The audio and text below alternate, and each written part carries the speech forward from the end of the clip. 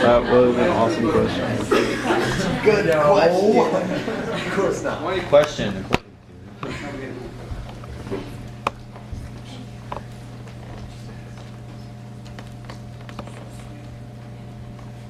So, I've been a Christian for a long time, but lately, like as I get older, I learn more stuff, and I'm going to Whatcom Community College now, and I'm getting like this whole other perspective on life and how things work, because before I was homeschooled, went to ZLO, and it was like all my teachers and people around me were like supportive of the Christian viewpoint.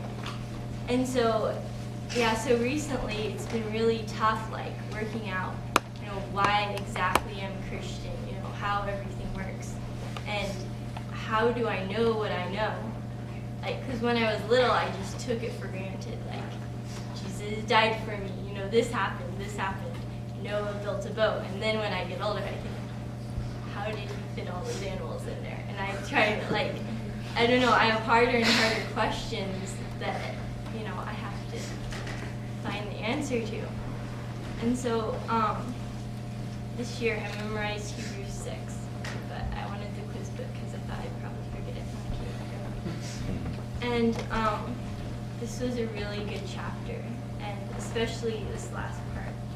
I read it. Hebrews 6:13. When God made his promise to Abraham, since there was no one greater for him to swear by, he swore by himself, saying, I will surely bless you and give you many descendants. And so after waiting patiently, Abraham received what was promised. When men swear by someone greater than themselves, and the oath confirms what is said and puts an end to all argument. Because God wanted to make the unchanging nature of his purpose very clear to the heirs of what was promised, he confirmed it with an oath. God did this so that by two unchangeable things, in which it is impossible for God to lie, we who have fled to take hold of the hope offered to us may be greatly encouraged. Lately, I've been thinking about, like, how do we know for sure we're going to heaven? You know, no one has come back from heaven. Well, there are people that, like, they die and they come back, but, like, how, and it's like, well, that could be a dream, you know. How do we know for sure that there is an afterlife?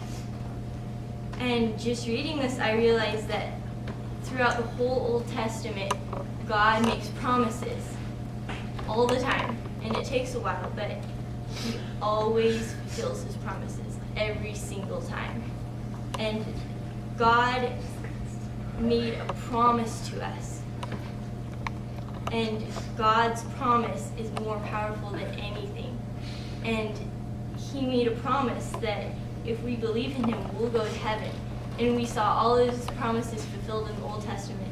And so that is something that we can hold on to. And I don't like the word faith sometimes necessarily because I don't know what it means exactly. It's kind of not very tangible to me sometimes. But this is it's something I can hold on to and know that this is for sure. And then verse 19, this is my favorite. It says, we have this hope as an anchor for the soul, firm and secure. It enters the inner sanctuary behind the curtain. And this kind of for me, it looks like, no matter what arguments are out there against God or against Christianity or, how do you know there's an afterlife? And this enters underneath all that. It's so strong that it can dispel all of that. So. That's faith.